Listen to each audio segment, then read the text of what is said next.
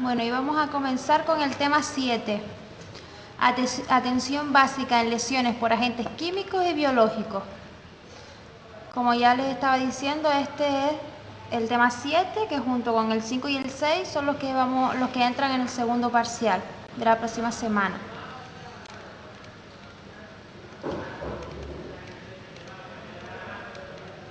Vamos a ver básicamente quemaduras químicas, distintos tipos de intoxicaciones, lesiones por mordeduras y picaduras y el shock anafiláctico.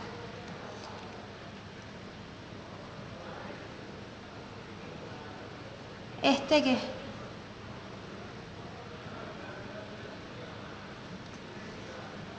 ¿El qué quiere decir, Cecilia?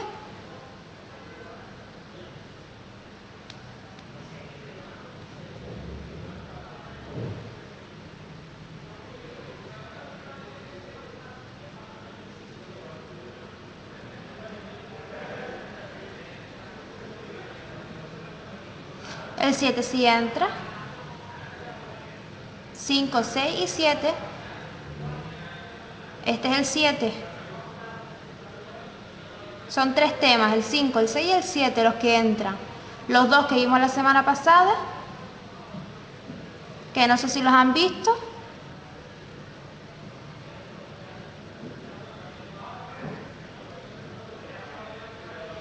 Sí, es un tema menos, pero son más, por la cantidad de síntomas, de signos de estos, son un poco más liosos que los 4 anteriores. Sí, son más largos. Pero bueno, son los 3 temitas y no se pueden hacer un esquema con los signos y síntomas que muchos se parecen, lo que se tienen que fijar son en los que se diferencian. Bueno, vamos a empezar con con las quemaduras químicas. Las quemaduras químicas son el resultado de la exposición a productos químicos y se produce cuando un ácido o base fuerte o una sustancia corrosiva entra en contacto con el organismo. La exposición a un producto químico puede provocar diferentes efectos cuya intensidad y gravedad dependen de la toxicidad de la sustancia a la que hemos estado expuestas, también de la dosis de exposición, luego la de absorción, la de entrada al organismo, la distribución, el almacenamiento, el metabolismo y la eliminación de la sustancia o de sus metabolitos, que es cualquier sustancia producida o utilizada durante el metabolismo. Estas sustancias pueden estar expuestas, podemos entrar en contacto con ellas por vía respiratoria, por cutánea, que es por la piel, digestiva o parenteral, que es por paso directo a los tejidos internos a través de una inyección, pues ya sea por vía intravenosa, por vía intramuscular, por vía subcutánea. Las más comunes son las cutáneas, que son las quemaduras, obviamente, de la piel. Medidas de prevención para la manipulación de las sustancias, pues debe de tener unos requisitos.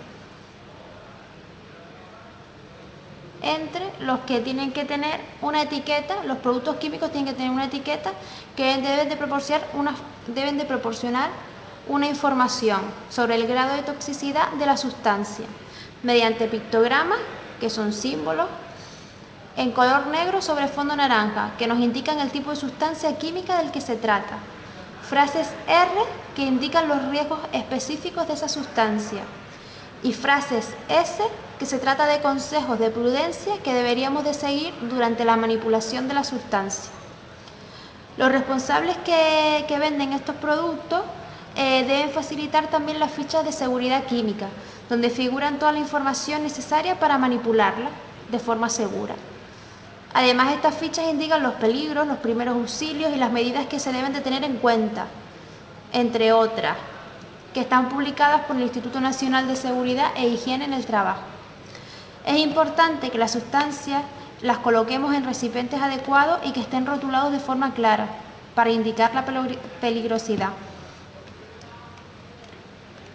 Se deben de almacenar en armarios de seguridad especiales, ¿vale? Para mantener en todo momento unas condiciones mínimas de seguridad en su manipulación, evitar mezclarlos, alejarlos de fuentes de calor y de los niños, por supuesto, leer detenidamente las instrucciones de la etiqueta y hay que evitar una exposición prolongada a esa sustancia. Y es importante usar esos productos solamente en áreas bien ventiladas, no que estén cerradas y que no haya una buena ventilación. Las sustancias pueden ser tóxicos, aquellos que por inhalación, ingestión o penetración cutánea en pequeñas cantidades pueden provocar efectos agudos o crónicos o incluso la muerte. Corrosivos, los que en contacto con los tejidos vivos pueden ejercer una acción destructiva de los mismos. Irritantes son sustancias no corrosivas que por contacto breve, prolongado o repetido, las mucosas pueden provocar una reacción inflamatoria. Se irrita. Esto es un ejemplo de la etiqueta, donde se ve la identificación del peligro, la descripción del riesgo por la frase R, que es un tóxico por inhalación y por ingestión, en este caso, las medidas preventivas, te las pone también, la identificación del producto, el nombre químico que corresponde, la composición y el responsable de la comercialización. Más o menos esa es la etiqueta que debe de venir en los productos, que si se fijan, en casa tendrán.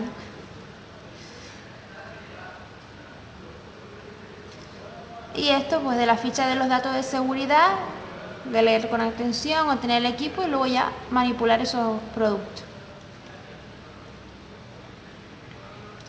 Las lesiones químicas suelen ser producidas por sustancias ácidas o bases. Los ácidos provocan la desnaturalización de la estructura de las proteínas, o sea que las rompen, y dan lugar a aminoácidos libres que causan necrosis. La necrosis es la muerte celular.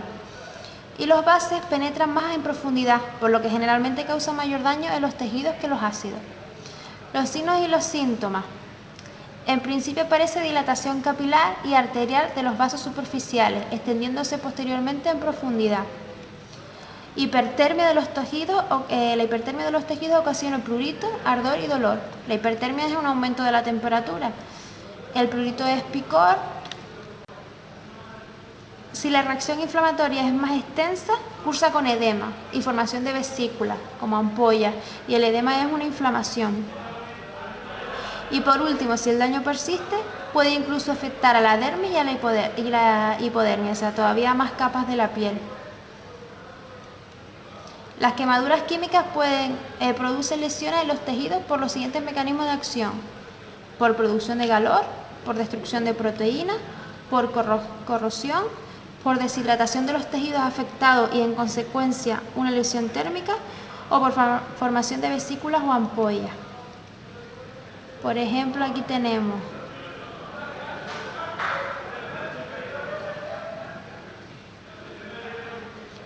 el ácido clorhídrico y nítrico. Se utiliza en industrias químicas y en laboratorio. Su mecanismo de acción es una acción proteolítica que destruye las proteínas y se manifiesta, producen úlceras en la piel, por inhalación neumonitis, que es una inflamación pulmonar, y puede también ocasionar obstrucción de la vía aérea superior. El ácido fluorhídrico se utiliza en la fabricación de plásticos, colorantes sintéticos y materiales a prueba de fuego. Es muy corrosivo, además disminuye el calcio celular necesario, entre otras cosas, para que funcione bien el corazón, por lo que se puede provocar alteraciones cardíacas. Y se manifiesta con quemaduras muy dolorosas junto con el riesgo de las alteraciones cardíacas.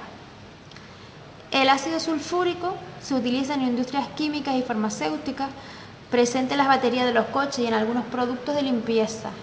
Produce hidratación celular y se manifiesta. Frecuentemente se producen salpicaduras que provocan escaras, o sea, se manifiesta en forma de escaras. Los hidrocarburos se utilizan en los combustibles. Se producen quemaduras, son lesiones en la piel por quemaduras químicas y manifestaciones respiratorias. Hidróxido de potasio y sodio, la sosa cáustica. Se utiliza en industrias de fabricación de papel y detergentes, en industrias petroleras, desatascador doméstico de tuberías. En todo eso se utiliza. Su mecanismo de acción es que actúa sobre las grasas y produce deshidratación celular y desnaturalización de las proteínas. Y produce lesión en la piel por quemadura química y lesiones oculares por salpicadura. Estas son las sustancias químicas más frecuentes. y sus manifestaciones. ¿Cómo se debe actuar ante estos casos? Pues primero hay que eliminar la causa que está produciendo esa quemadura y evitar el contacto con ella. Retirar toda la ropa contaminada. Lavar con abundante agua y con un flujo suave durante al menos 20 minutos. Se puede emplear, después vamos a ver un vídeo que nos va a decir que al menos durante al menos 10 minutos, pero recuerden que durante al menos 20 minutos, ¿vale? Aunque en el vídeo ponga 10. Se puede emplear si los hubiera ducha o lavabos de emergencia. Estos deben encontrarse en los laboratorios donde se manipulan sustancias químicas para favorecer una rápida actuación.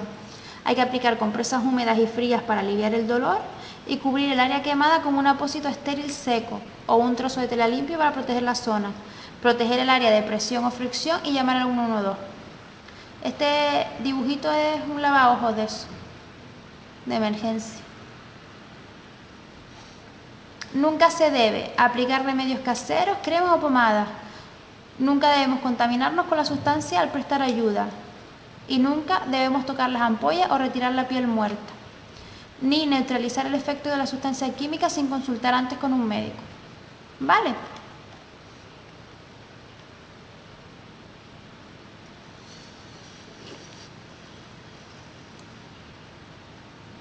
¿Dudas hasta ahora de las quemaduras químicas?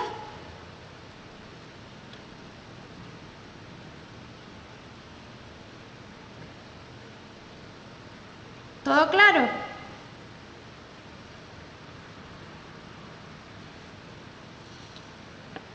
Bueno, pues vamos a ver las intoxicaciones. Una intoxicación es la entrada de un tóxico en el cuerpo en cantidad suficiente como para producir un daño. Entendemos por tóxico aquella sustancia que cuando se encuentra en una determinada concentración en el organismo de los seres vivos provoca un daño. No se debe confundir una intoxicación con una reacción alérgica, ya que esta va a depender de una reacción exagerada del organismo ante un agente que no necesariamente es dañino. ¿Vale? La intoxicación es por algo que produce un daño a ti, a mí y al otro. Pero una reacción alérgica, lo que produce el daño a esa persona no tiene que ser dañino. Puede ser para el resto para la mayoría de las personas. Puede no tener ninguna reacción, pero a cierto número de personas sí que le produce un efecto malo. El grado de intoxicación dependerá tanto de la cantidad de veneno o tóxico ingerido como de las características propias de la persona, la edad, el peso, la obesidad. La mayoría de las veces las intoxicaciones ocurren por accidente, pero también pueden ser provocadas.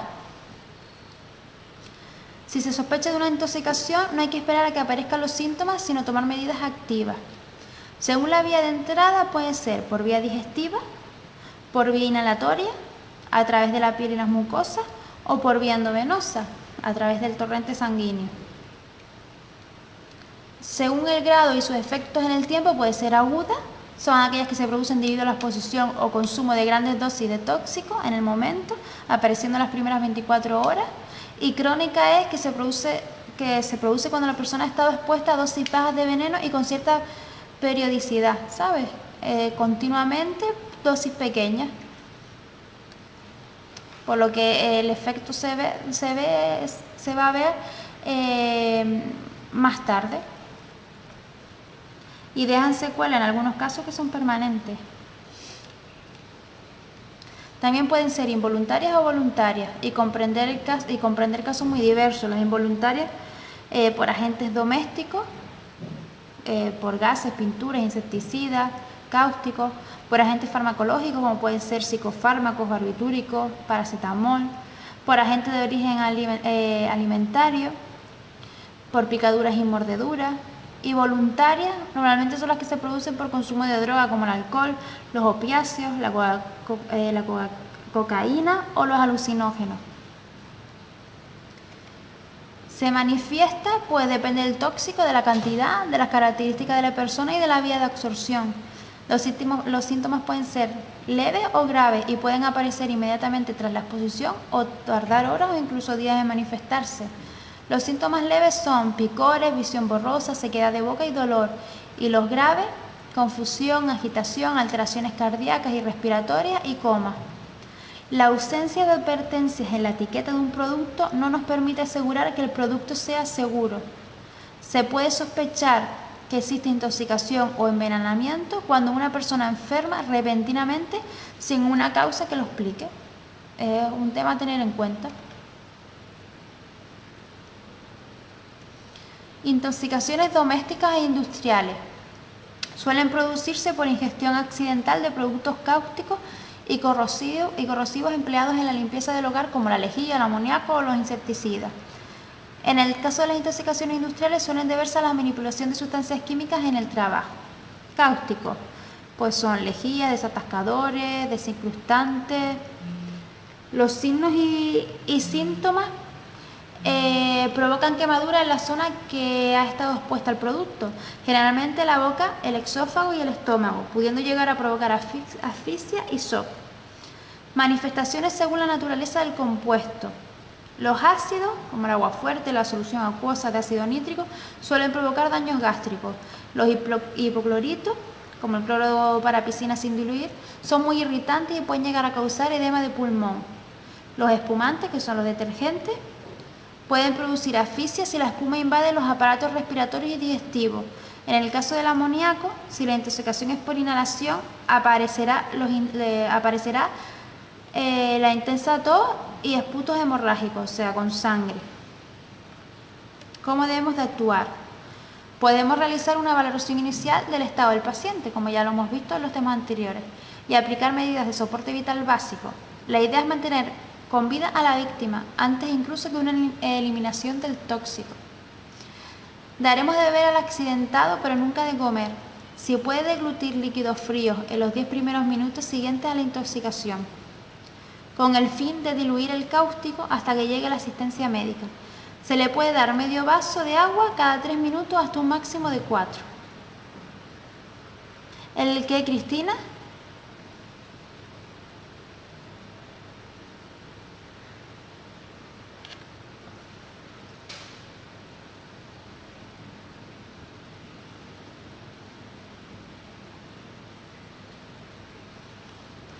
El primer punto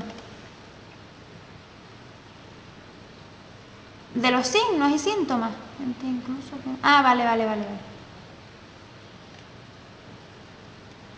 Vale, que lo que prima, al actuar, lo que prima es mantener con vida a la víctima hasta que lleguen los servicios de asistencia, que a lo mejor no vamos a ver. Lo que tenemos que intentar es eliminar el tóxico, que es el que está provocando el estado de la persona.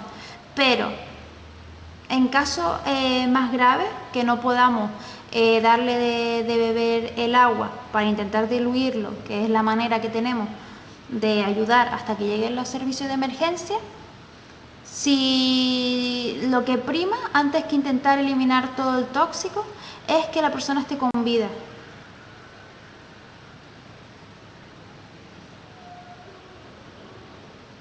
¿Lo entiendes más o menos? Que no sé si me explico.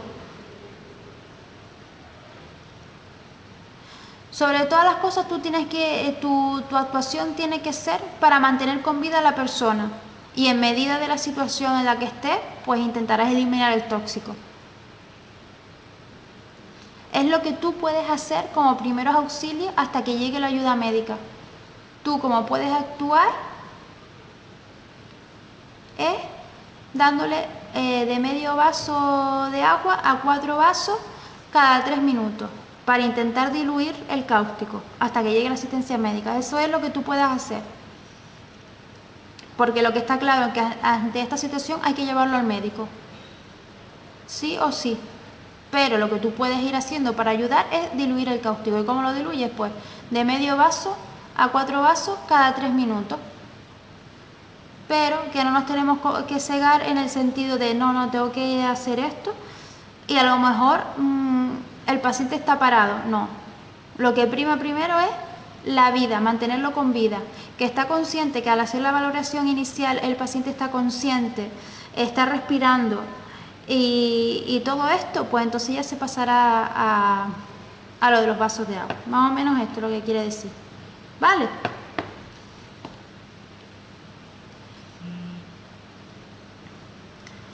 Pues después de lo del agua, lo de trasladar al accidentado a un centro sanitario para que se le aplique el tratamiento más adecuado en cada caso.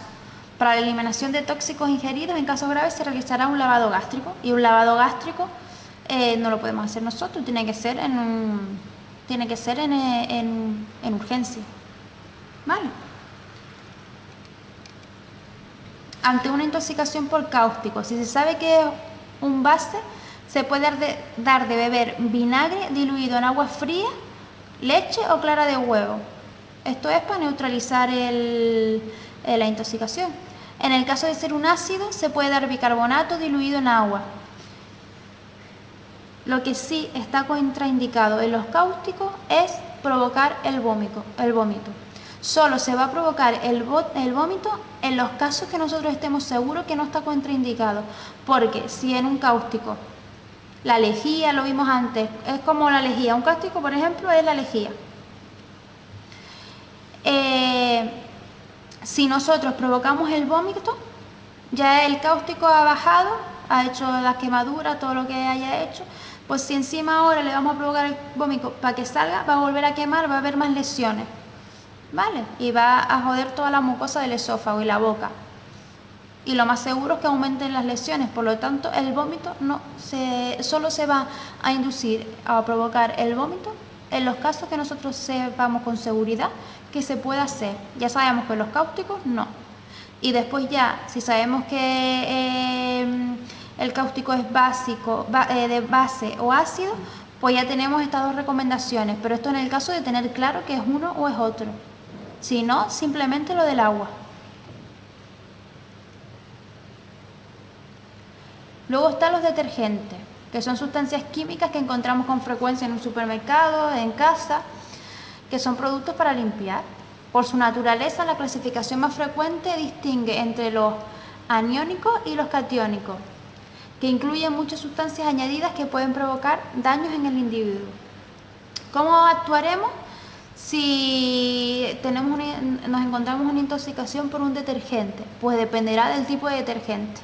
Pero lo que siempre vamos a hacer es llamar al servicio de toxicología, que suele venir en el envase de los productos tóxicos, suele venir el teléfono al que llamar. Muchas veces vemos, en caso de intoxicación, no sé qué, llamar a tal número. No sé si se lo han visto ustedes en algún producto. Pues eso, se puede llamar a ese número y actuar según las recomendaciones que te vayan diciendo y acudir a un centro sanitario en todos los casos. Hay que determinar el tipo de detergente que es, sin olvidar las sustancias añadidas que puedan llevar.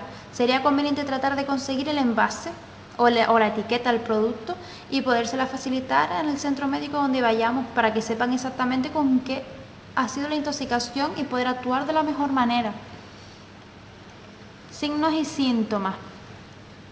Los detergentes aniónicos son poco agresivos y solo producirán náuseas, vómitos, diarrea y otras molestias digestivas cuando sean ingeridos en grandes cantidades. No obstante, algunos, como los detergentes para lavavajillas eléctricos, se comportan como cáusticos debido a su elevado pH. Como tienen un pH alto, pues se comporta como un cáustico, como lo que vimos antes, como la lejía. Entonces, pues la manera de actuar sería, como lo dijimos antes, con los vasitos de agua, ¿vale? Los catiónicos, por otro lado, son los más tóxicos, pudiendo llegar a provocar incluso la muerte. Tras su ingesta, son absorbidos rápidamente, lo que causa alteraciones digestivas, y cuando pasan a la circulación general, pues ocurren convulsiones, arritmias, shock, respiración irregular e incluso parálisis respiratoria, o sea que dejan de respirar.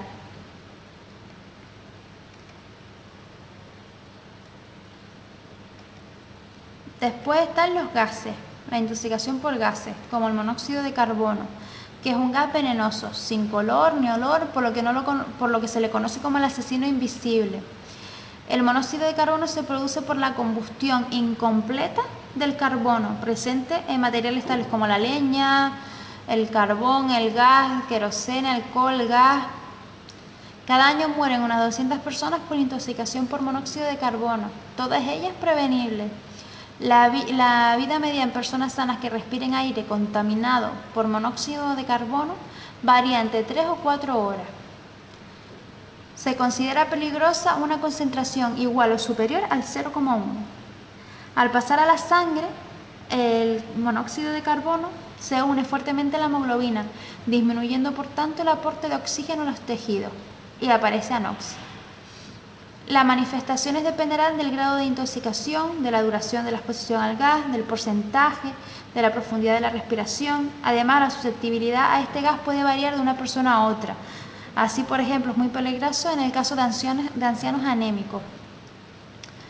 ¿Cómo se actúa? Primero, alejando al individuo de la fuente de monóxido de carbono. Observar si la piel presenta un color rojo cereza, que es un signo inequívoco. Valorar el nivel de conciencia. Comprobar la existencia de una ventilación adecuada y el mantenimiento de la vía aérea permeable. Si fuera necesario, se realizan las maniobras de reanimación cardiopulmonar. Proporcionar a la víctima reposo y calor hasta la llegada del personal sanitario. Hay que taparlo con manta o con lo que se tenga. Hay que evitar los riesgos de autointoxicación. Como si nosotros vamos a ayudar y nos vamos a intoxicar nosotros, pues imagínate. Al alejar a la víctima de la fuente de gas, nosotros habrá que contener la respiración y hacerlo con rapidez. Y al establecer la respiración artificial, hay que evitar el contacto con el tóxico presente en la víctima. ¿Lo entienden eso?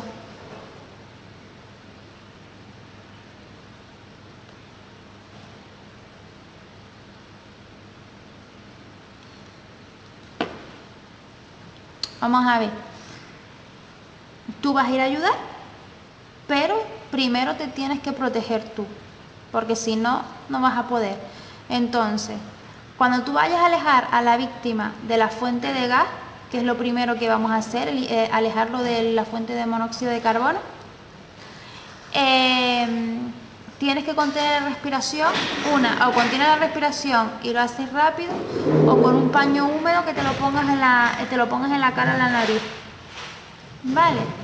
Y si tienes que hacerle maniobras de RCP y tienes que hacerle la respiración artificial, hay que evitar el contacto con el tóxico si está presente la víctima.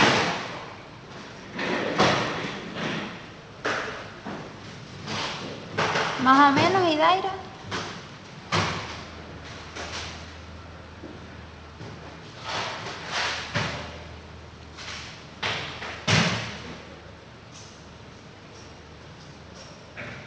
¿Qué duda tienes?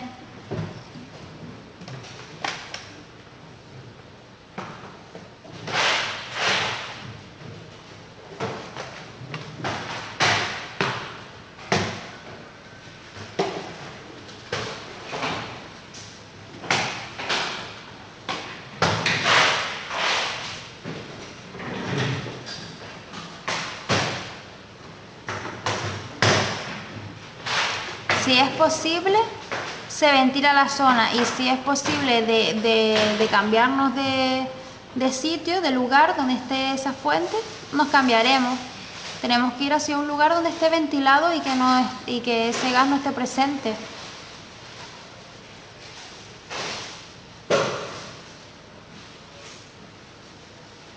¿Sí?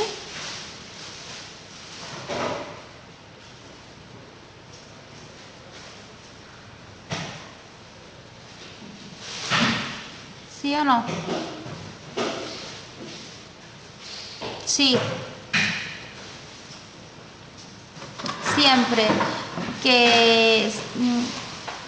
Siempre que sea posible, siempre hemos dicho que la maniobra de RCP hay que realizarlo, si es posible, si la vida no corre peligro, en el sitio donde lo encontramos. Pero en el caso de un escape de gas, donde estemos en una habitación que no se puede ventilar y que estamos inhalando todavía el monóxido, lo que prima es salir de ahí y habrá que mover. Siempre es, lo que hemos dicho siempre, lo primero es una zona de seguridad. Siempre y cuando estemos dentro de una zona de seguridad, las maniobras de RCP se hacen en el lugar donde se encuentra la persona. Pero si no estamos en una zona de seguridad, es lo primero.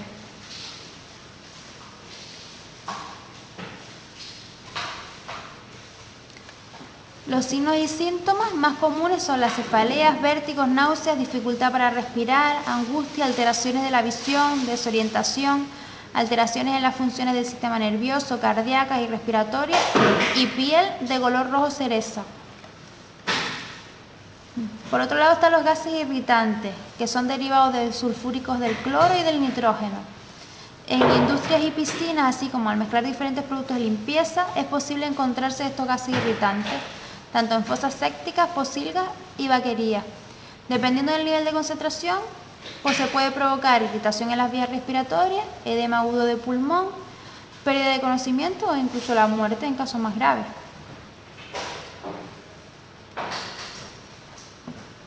Bien.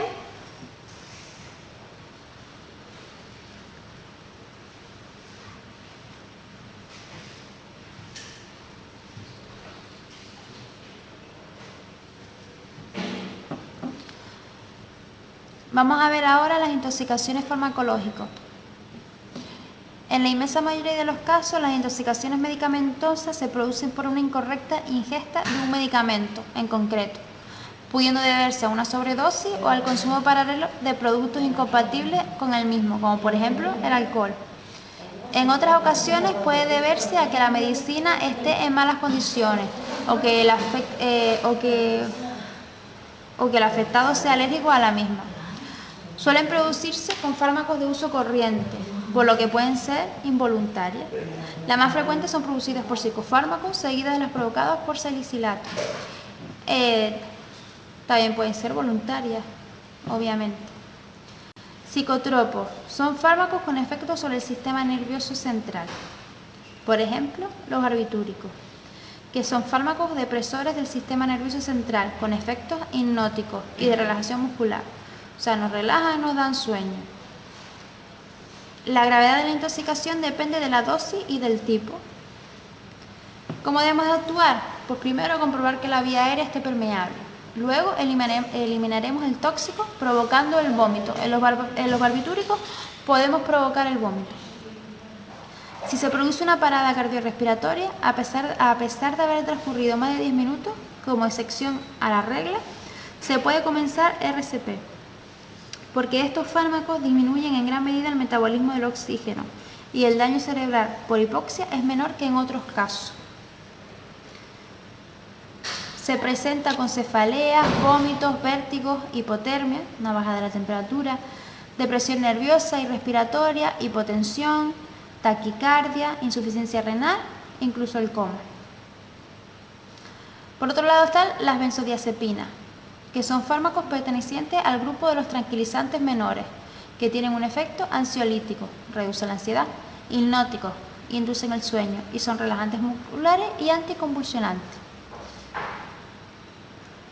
Primero, valoraremos el nivel de conciencia y la función respiratoria, siempre. Y luego adoptaremos medidas de soporte vital básico, asegurando la vía aérea y la circulación sanguínea. Deprimen el sistema nervioso central, así que producen somnolencia, alteraciones respiratorias, dificultad para articular palabras, pérdida de coordinación, irritabilidad, hostilidad, ansiedad, depresión nerviosa y respiratoria, hipotensión, confusión y coma. Otros antidepresivos se utilizan para el tratamiento de la depresión. Lo mismo, valoramos el nivel de conciencia, comprobaremos la ventilación y la circulación y si es necesario, se realiza la maniobra de RCP y se trasladará a la víctima urgentemente a un centro sanitario. Signos y síntomas: midriasis, dilatación de las pupilas, sequedad de la boca, sudoración, taquicardia, hipotensión, arritmia, alucinaciones, convulsiones, shock y coma. Analgésico. Son los fármacos que se consumen con más frecuencia. Todo el mundo en casa tiene un paracetamol, tiene un ibuprofeno.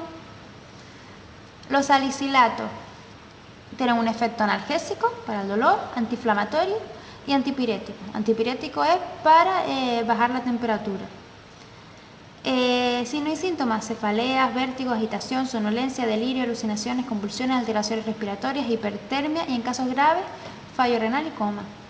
Paracetamol, el Termalgin de toda la vida, es para el dolor, para bajar la temperatura y tiene menos efecto antiinflamatorio. Náuseas, vómitos, malestar general.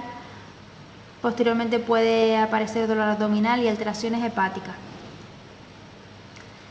Los AINES. Los AINES son antiinflamatorios no esteroideos, como el ibuprofeno. Su principal efecto es antiinflamatorio, aunque también es analgésico porque al bajar la inflamación disminuye el dolor, y es antipirético también porque baja la temperatura en el caso de tener fiebre. Signos y síntomas ante una intoxicación: manifestaciones gastrointestinales, depresión del sistema nervioso, cefaleas, convulsiones. Me volvieron a apagar la luz. Ya me la encendieron. Menos mal.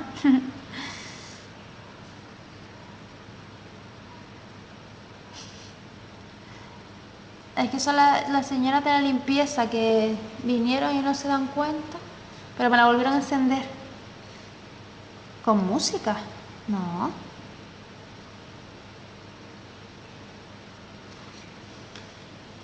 Esa no soy yo. Ah, porque estaban limpiando. Estaban limpiando, sí. A ver, me preguntaste... Ay, que me fui.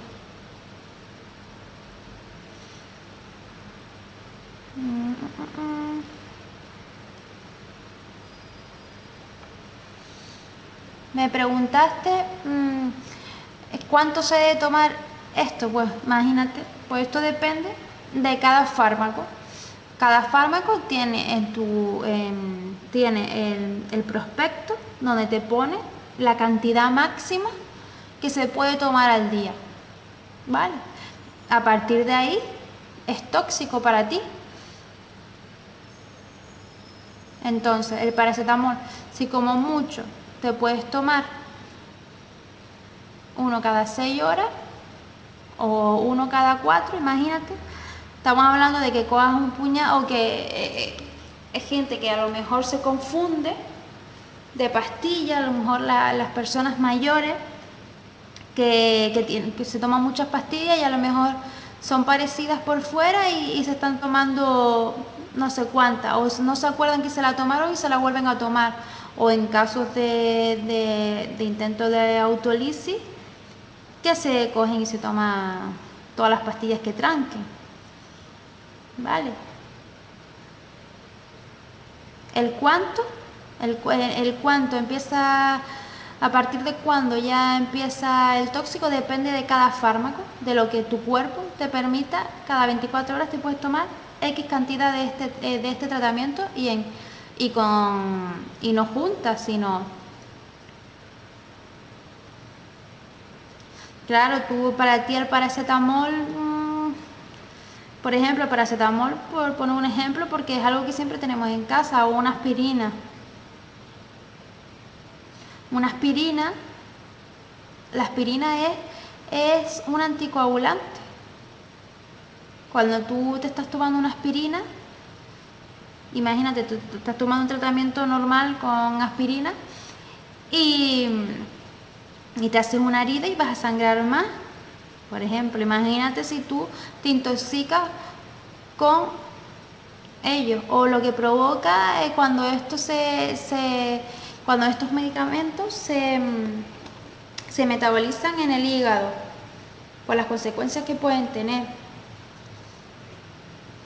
Lo que pasa es que nosotros, y más después también en las pomadas, nosotros utilizamos las pomadas que pensamos que eso no es ningún medicamento, y sí lo son.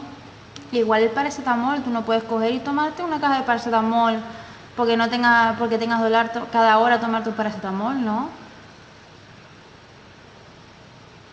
Porque eso tiene unas consecuencias, un medicamento. Lo que está claro que los efectos por tener una intoxicación por paracetamol no es lo mismo que con otro tipo de tratamiento, pero tiene su efecto nocivo.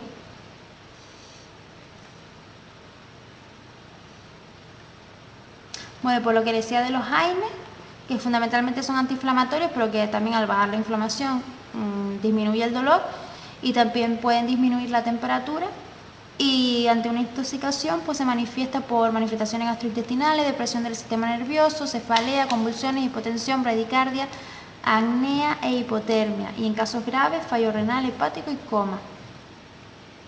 Y debemos de actuar provocando el vómito. Podemos provocar el vómito ante estos fármacos.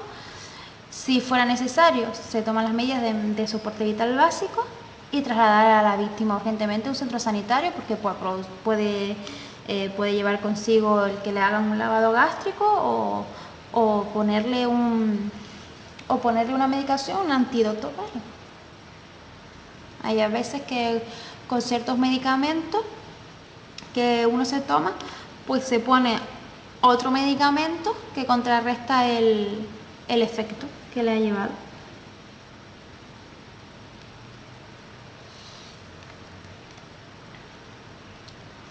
Aquí tenemos un dibujo de un montón de pastillas. Intoxicaciones alimentarias. Es un proceso agudo que se desencadena tras la ingesta de alimentos. Por tanto, tiene un periodo de latencia corto. Intoxicaciones por setas. Son frecuentes debido a la gran cantidad de especies que existen.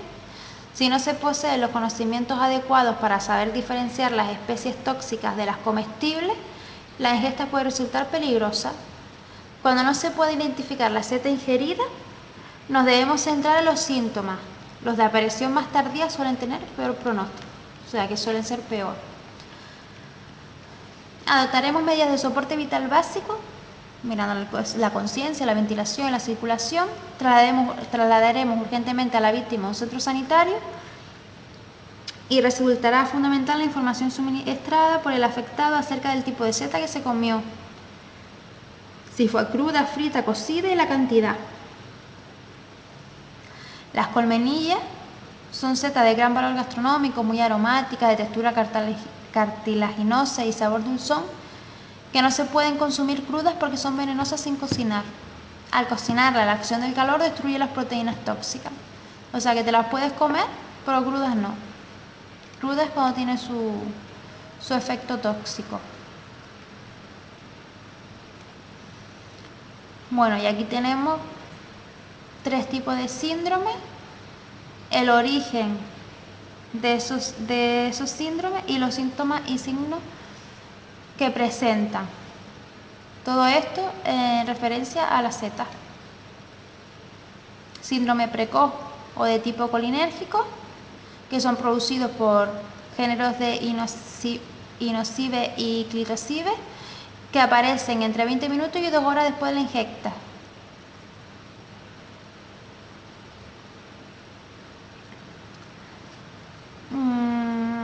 Aquí no tengo ni idea. En Tenerife yo sí sé que de pequeña yo iba a buscar setas. No es que tampoco es que yo conozca mucho del tema de las setas, la verdad.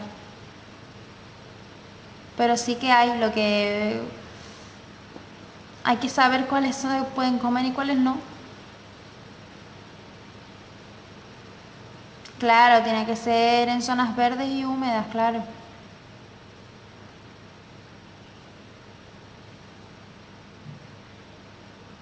Sí, además hay algunas que te llaman mucho la atención a la vista, pero que después no, que va, ni siquiera tocarlas, porque al tocarlas también. Bueno, pues el síndrome precoz del síntoma colinérgico, que aparece entre 20 minutos y 2 horas después de la ingesta. La toxina responsable es la muscarina, por eso se le suele también llamar síndrome muscarínico. Produce náuseas, vómitos, diarrea, dolor abdominal, sudoración, mioxis, nistagmo, que es movimiento incontrolable de los ojos, hipotensión arterial, bradicardia y convulsiones. El síndrome precoz atropínico por la amanitis muscaria o amanitis panterina y la amanitis cétrica, el síndrome aparece entre 1 y 4 horas después de la ingesta. Náuseas, vómitos, midriasis, taquicardia, excitación seguida de depresión, termina con sueño prolongado tras el cual no se recuerda nada. Y el síndrome tardío faloidínico del género Amanita y otras especies diversas es el síndrome más grave que puede llegar a ser mortal. Y ahí las manifestaciones aparecen entre 10 y 24 horas después de la ingesta, cuando toda la toxina se ha absorbido a nivel intestinal. Existen 4 fases. 1, el periodo de incubación sin síntomas. Segundo, fase intestinal, náusea, vómito, dolor abdominal y diarrea. Luego hay una mejoría del estado general y por último la fase final en la que aparecen las consecuencias hepáticas, renales graves, coma y muerte. Intoxicaciones por animales marinos, como por ejemplo por moluscos. Se produce por el consumo de moluscos bivalvos como el mejillón, la almeja, las ostras o la viera. Como estos moluscos se alimentan por filtración, acumulan en su interior toxinas termoestables que no se eliminan tras el proceso del alimento, pasando por tanto a la persona. Por peces, se puede deber a la ingesta de peces herbívoros que se alimentan de plancton o de peces carnívoros que se alimentan de los anteriores. En este caso, la toxina que lo causa es la ciguatérica, que se encuentra en peces de aguas tropicales y subtropicales como el pez globo. Signos y síntomas. Síntomas gastrointestinales y neurológicos transcurridos entre 20 minutos y 2 horas tras la ingesta de estas toxinas. Aparece un hormigueo en los labios y en la boca, mareos, hormigueo de extremidades, dificultad para hablar, alteraciones del equilibrio, debilidad muscular, parálisis, vómitos y diarrea, y en casos extremos una parálisis respiratoria que podría ocasionar la muerte. ¿Cómo actuamos? Pues la mejor medida es la prevención. Se deben de seguir las recomendaciones de las autoridades sanitarias que regulan el consumo seguro de alimentos y en aquellos casos de ingestión de estas toxinas se debe trasladar al paciente a un centro sanitario rápidamente, manteniendo una ventilación adecuada en todo momento.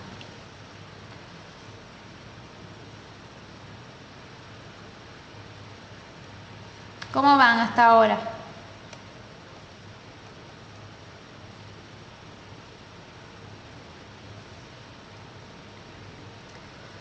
Lesiones por mordedura y picadura.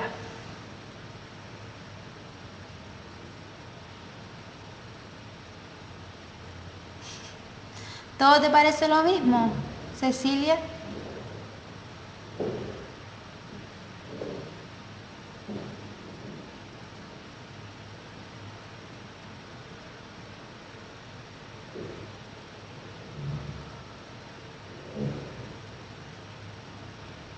Sí, son muchos síntomas y signos, maneras de actuar que son muy parecidas.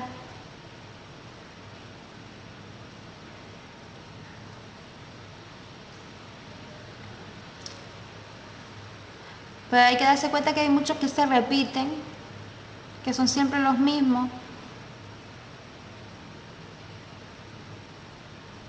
Bueno, lesiones por mordeduras y picaduras se dan por vías subcutáneas y son más frecuentes en el medio de la naturaleza, como por ejemplo mordeduras de serpiente, que si a mí me pasa me da algo. Si nos centramos en España, solo existen 2 familias de serpientes, cuyos venenos son tóxicos para la persona: las víboras y la serpiente de Montpellier y Coahuila. Las serpientes, cuando muerden, inoculan un veneno que tienen almacenado en la glándula parótida, que es la glándula salival situada a ambos lados de la cara. El veneno tiene como función la defensa de la agresión de otros animales y la caza, y está compuesto por sustancias con múltiples efectos tóxicos.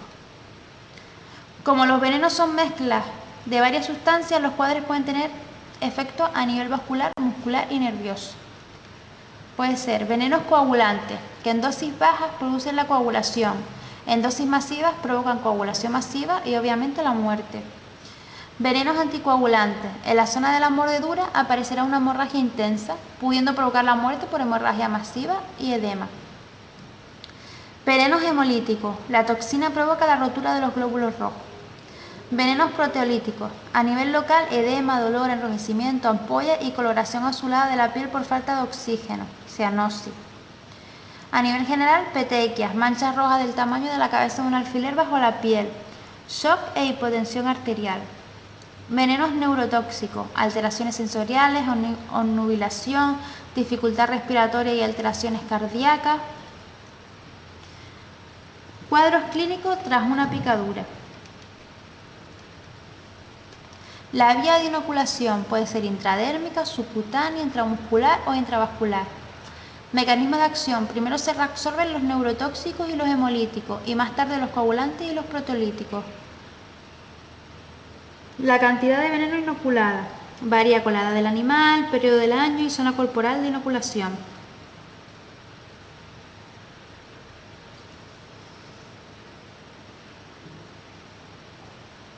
Los síntomas de antes.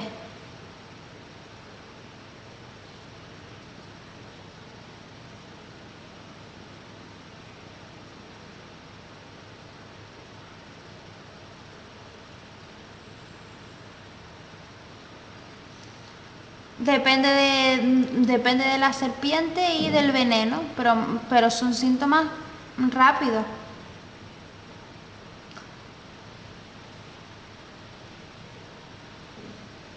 Hombre, si te muerde nada más morderte, las alteraciones sensoriales, dificultad respiratoria, pues tendrá un tiempo que ese veneno entre en el torrente sanguíneo y te haga el efecto, pero que vamos a ver que no va a ser al día siguiente.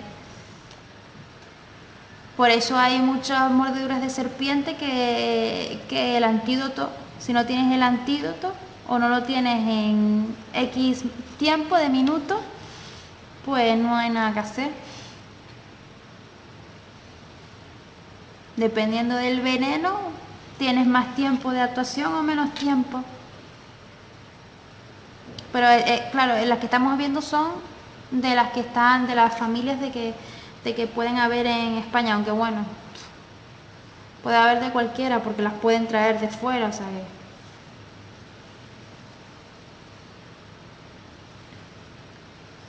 Luego, el individuo, según su estado de salud, la edad, la raza, el sexo y la sensibilidad al veneno, pues también será el cuadro clínico. Del tipo de serpiente, se debe intentar identificar la especie agresora y recoger información del hábitat donde estaba el animal. La sintomatología dependerá de la zona del cuerpo en la que se haya producido la mordedura, de la edad, fisiología del individuo, así como del tipo de veneno. Por eso te digo que el cuadro clínico, una vez te pica una serpiente, todo lo que te vaya, todos los síntomas y signos que te vayan a aparecer, pues dependerán de todo esto. Tu cuadro clínico dependerá de la vía de inoculación, del mecanismo de acción, de la cantidad de veneno, del individuo, del tipo de serpiente, de la sintomatología. Todo eso hará que tenga unos síntomas u otros, que sea más rápido o más lento, dependerá. Primero de todo, tranquilizar a la víctima, ayudarla a que repose, inmovilizarle la zona afectada colocándola en posición baja, limpiar la lesión y cubrirla con un apósito seco y trasladar a la víctima a un centro sanitario. Importante, no succionar la herida, no hacer incisiones en cruz y no aplicar hielo directamente sobre la lesión. Luego podemos ver mordeduras de perro. Son lesiones que pueden infectarse fácilmente debido a la flora bacteriana presente en las fauces de animales, lo cual complica el cuadro clínico. Las zonas del cuerpo más afectadas son las extremidades y como consecuencia tienen secuelas físicas y psicológicas, tanto las víctimas como sus familiares, riesgo de infección de las lesiones por el virus de la rabia, por ejemplo, y problemas estéticos. Debes actuar, realizar una limpieza profunda de la herida con agua y jabón y suero salino, aplicar antisépticos tópicos junto con el lavado con suero a presión, cubrir la herida con apósito estéril, mantener la zona elevada, si es una extremidad, para disminuir la inflamación. Si la lesión es grave, trasladar a la víctima a un centro sanitario de manera urgente, identificar al animal agresor y vigilarlo durante un tiempo aproximado de 10 días para valorar o descartar la presencia de rabia, comunicar el caso a las autoridades competentes, a la policía, para la vigilancia y seguimiento del mismo.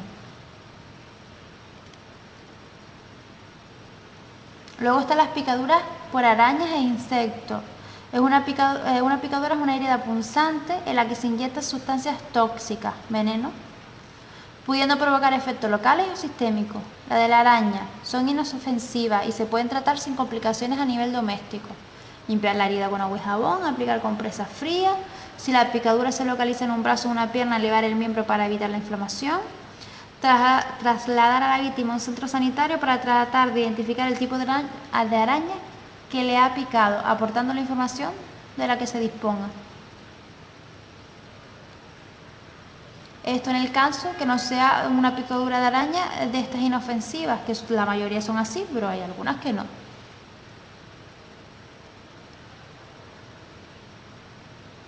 Claro, eso en caso de si es una araña de las chungas, ¿la vas a coger? Sí, pero a lo mejor es negra y fea, pero es inofensiva. A lo mejor te pica y no te produce nada, ¿sabes? Sí,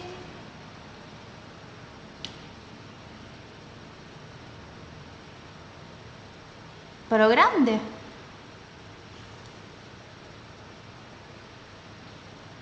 Ah, pues entonces sí tenía veneno.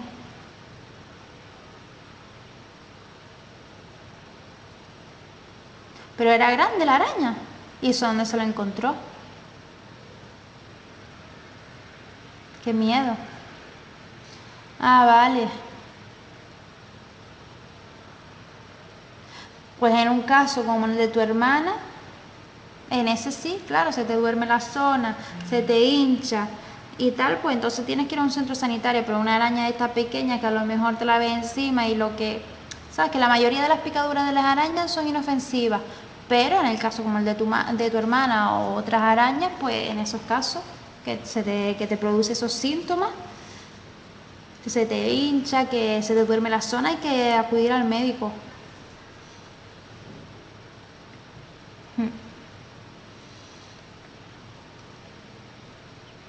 Los signos y síntomas son enrojecimiento, hinchazón, picor y dolor. Las reacciones peligrosas incluyen prurito intenso, disnea, náuseas, vómitos, inflamación de garganta con disfagia, sudoración, mareo, entumecimiento, hormigueo, hipotensión, shock, rigidez muscular, temblores y parálisis. La asistencia médica y la identificación del tipo de araña son fundamentales si aparece disfagia, inflamación en la cara, dificultad para tratar, debilidad y coloración azulada, cianosis. Picadura, de avispas y de abejas.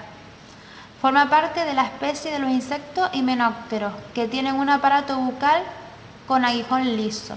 Al sentirse amenazados, estos insectos ocasionan picaduras que pueden ser múltiples.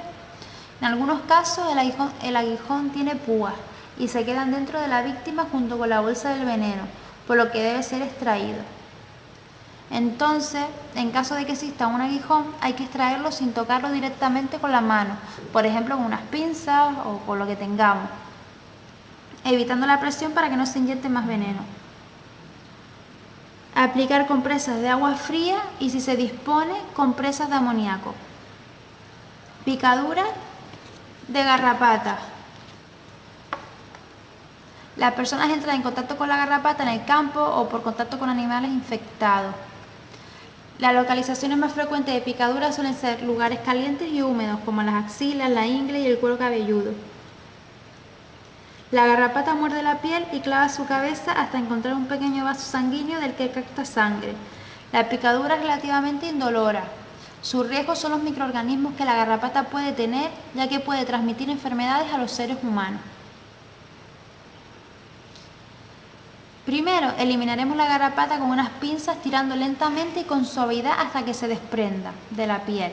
Si la cabeza queda atrapada en la piel, usar una aguja estéril para extraerla y limpiar la herida con agua y jabón.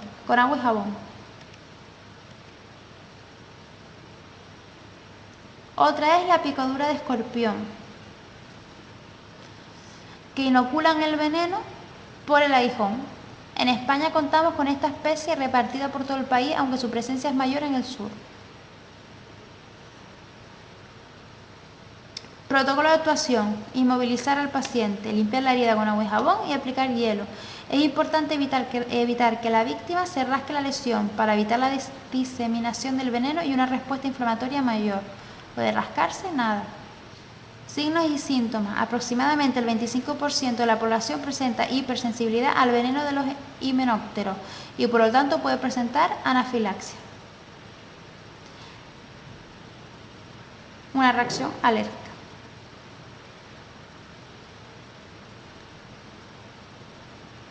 La picadura de garrapata, a ver,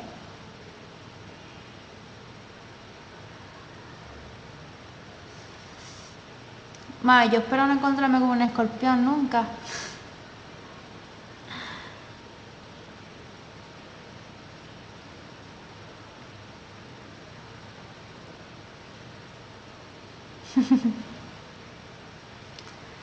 Vale, la picadura de garrapata provoca una erupción de color rojo, dolor, enrojecimiento, inflamación y malestar general. Si esta persiste, puede ser señal de una enfermedad transmitida por la garrapata. Eso en cuanto a la garrapata. Y luego, en cuanto al escorpión, el veneno del escorpión ocasiona una reacción local muy dolorosa: eritema, edema, inflamación del sistema linfático. En el caso de los niños pequeños y los ancianos, puede aparecer fiebre, sudoración, taquicardia, hipotensión arterial, midriasis, convulsiones e incluso la muerte.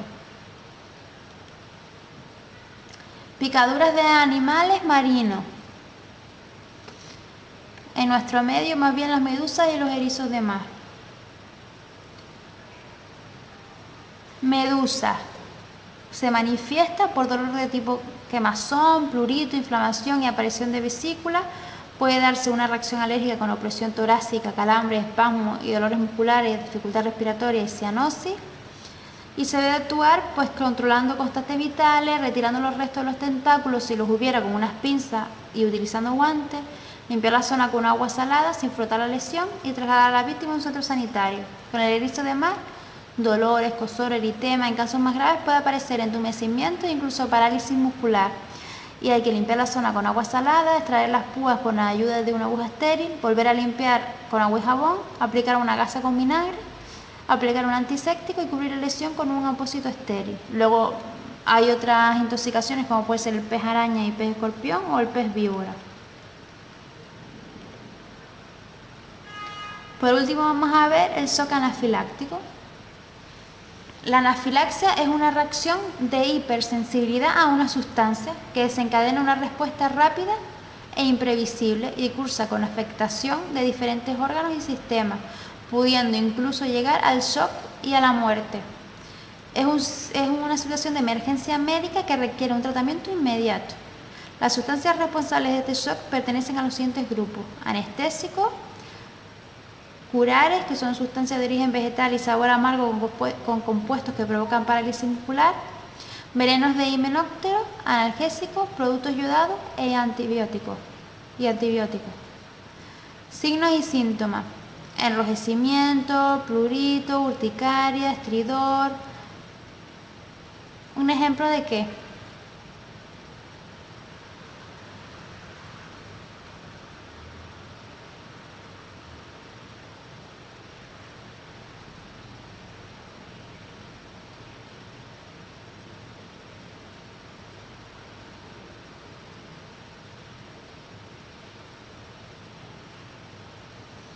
Puede ser por comer algo o no. Tú te puedes comer algo en el cual tu cuerpo tenga una reacción de hipersensibilidad a esa sustancia que te has comido y te puede producir y te puede aparecer en la piel prurito, urticaria, enrojecimiento.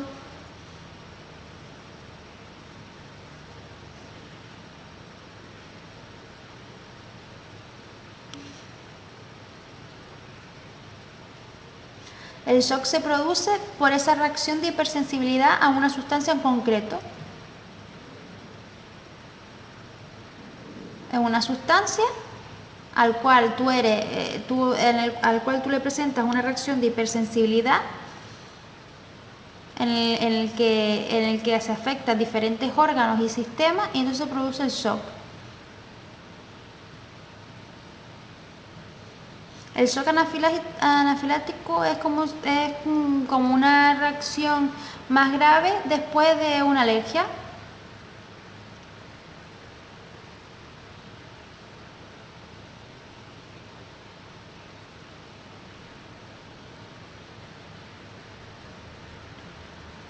yo soy alérgica al paracetamol y me lo pone, pues voy a hacer una reacción anafiláctica que si no se trata puedo entrar en shock.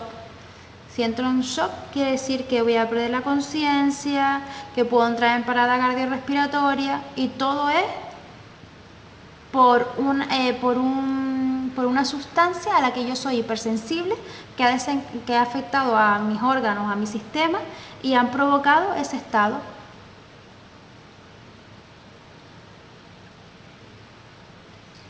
Ese es el shock anafiláctico. Después hay varios shocks, puede ser, como ya hemos visto en otros casos, como puede ser el de las hemorragias, un shock hipovolémico, pues si tienes una hemorragia interna o una hemorragia externa en el que tú estás sangrando y en tu torrente sanguíneo disminuye la cantidad de sangre que está circulando, pues vas a llegar a pararte por un shock hipovolémico. Te falta sangre en el cuerpo porque la estás perdiendo. Líquido. Por eso en momentos como ese se suelen poner sueroterapia.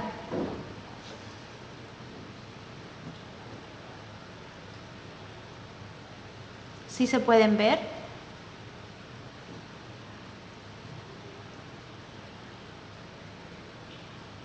¿Sí se pueden ver?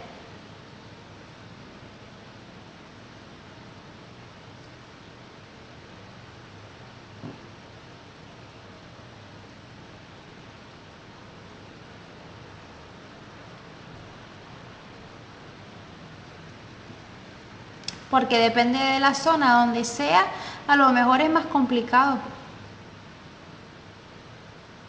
A veces por eso se hacen con contraste, para ver mejor.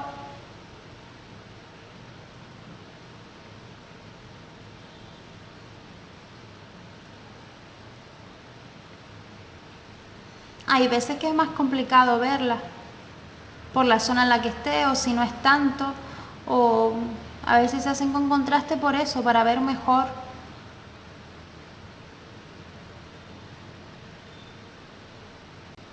Pero claro, depende del caso exacto donde sea, pero sí, en un TAC se puede ver.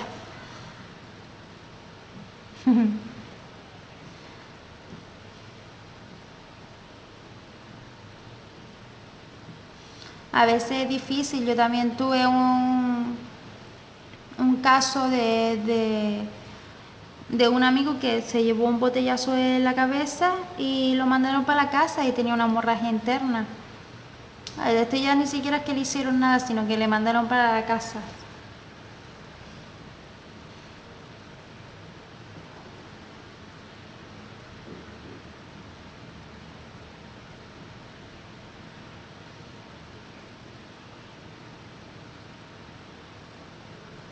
Ya. Uf.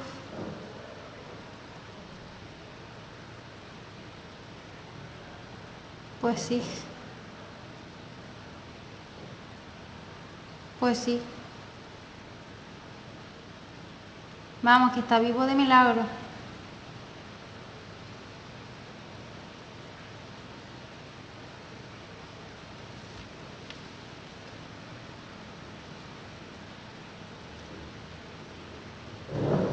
Y tardaron en llegar.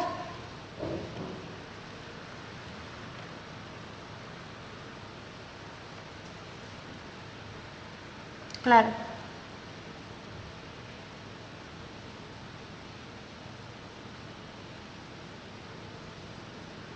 Hombre, en ese momento, en ese momento,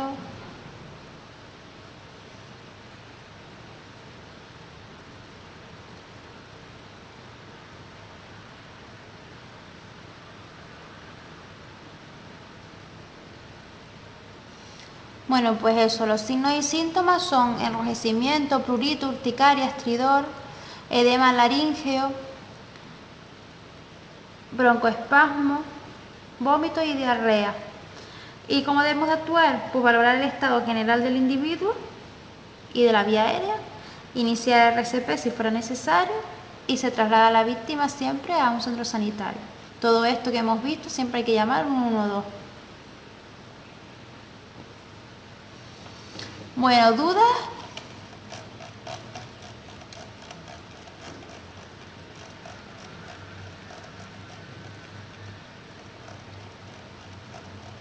Esto es volvérselo a mirar y volvérselo a mirar y hacerse un esquema con signos y síntomas y todo,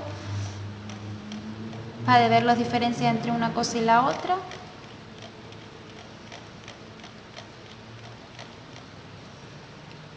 Quemaduras químicas, las intoxicaciones, las lesiones por mordeduras y picaduras y el shock anafiláctico. Bueno, ahora vamos a ver unos vídeos para completar la información. Así que voy a dejar de grabar.